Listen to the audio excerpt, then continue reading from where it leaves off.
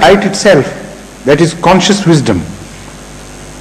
And that light, when it was given that form ultimately, the source was, as you look back, was the sun's light ultimately. But it was given a new form of life. A new character of light was added to that. And that character was in its ultimate the spirit of Hazrat Muhammad Mustafa sallallahu alaihi wasallam, which was ready to merge with the original source of light, that is God. So, in this sense, Allah Nuru Samawati wal Ard, He is the original source of all the creative power. All the creative power which leads ultimately to life. That is the meaning, generally speaking.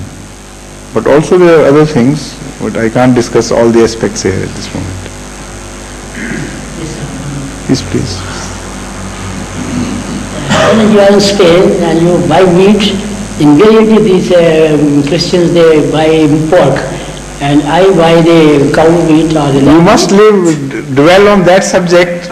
Only one question, small. Spain and pork, these are the two things which, obsess you. I always ask those people when I buy meat, who is greater, Christ or Paul? They say Christ. I said, I am on the side of Christ because he never ate pork. Yes. And you eat on the Paul's side. You better leave this and come to Islam, come to Christ, yes, and have this. Is it an argument? Yes, an ultimate purpose of this discussion is, I know that when you come to me, you will be truly beautiful. Now you are superficially beautiful. You see? And ultimately you will meet, the two beautifuls will meet. You will marry there. Is that not the purpose? They are very good people. Pardon? I think every person, I have no parda, I sit with the... Yes, exactly. I understand the argument where it leads to ultimately. It's a very intricate argument which perhaps those ladies didn't understand. No, they understand very well. You made it clear to them in so many words? Pan? You are speaking very well, good French, good Scottish. Which sounded like French to them perhaps. So, no, did you make it clear why you want to win their hands to Islam? But again I insist on that. Unless our young boys who are married from Pakistan here, they go and have married with those, they have one God, only there are no three gods, and they say that Jesus is the son of... No, but why don't you set an example to those young men? Set an example for those young men. Did you try this time to set an example or no? Tell me, quite frankly. Allah knows.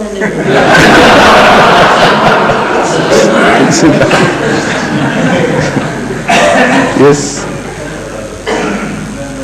Allah knows best. It's the best. Quite right. Last time Gatsa was more frank about it. You remember when I returned last time from Spain? He dwelt on the same subject more openly and more frankly. But this time he's feeling a bit shy. All right. Any other questions, please?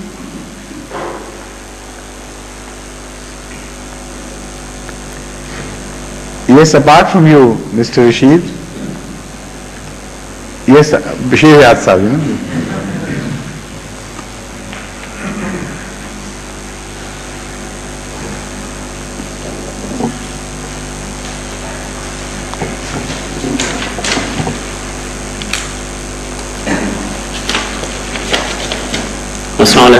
Wa alaikum assalam wa rahmatullah. This is mentioned in the Holy Quran, Surah Al-Kahf, Ruku 7. Call to mind when we commanded the angels, fall down prostrate along with Adam alayhi salam. They did so. But Iblis did not, kana min al-jinnah. He was one of the fiery tempered arrogant ones, so he disobeyed the command of his Lord. Again in Surah Al-Baqarah, Ruku 4, this is mentioned, we commanded Adam alayhi salam, dwell thou and thy wife in the garden and eat plentifully therefrom wherever you will, but approach not this one tree, lest you be of the wrongdoers. But Satan caused them both to slip from their stand of obedience by means of that tree, and thus drove them out of the state in which they were. I request Hazur to most kindly guide me regarding two things mentioned in the above surahs of the Holy Quran. At one place it is mentioned Iblis, and on another place it is mentioned Satan. According to the above surah of the Holy Quran, Iblis was one of the jinn. Therefore, Iblis, that jinn, and Satan was the same person with different names. Am I right to think so? 2. Hazur explained the tree mentioned in the above surah. As far as the first question is concerned, I have already spoken on this many a time. The word Satan is a general term used very widely with regards to the sources of evil. And the word Satan applies to the human inclination to do wrong.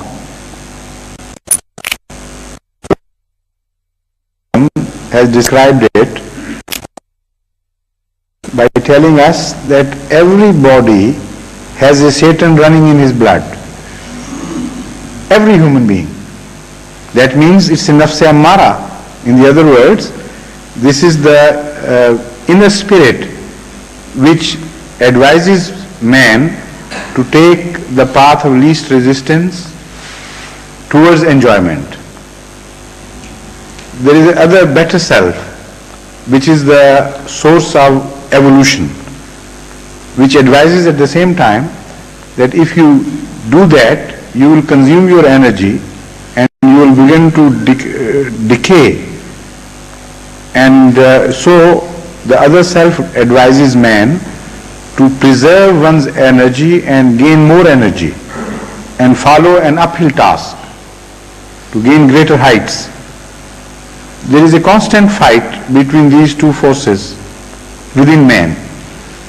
The first force, that is the advisor, which always advises in favor of easy money, easy pleasure, easy comfort and gains and things, that force is called Satan. Hazrat sallallahu alaihi wasallam, when he described that every man has Satan, his own Satan, was asked, do you also have a Satan, Ya Rasulullah? The answer was, yes, I also have a Satan, but he has accepted Islam. That is to say, as human being, he had that urge within him, which was conquered completely and totally. So it submitted to his superior will.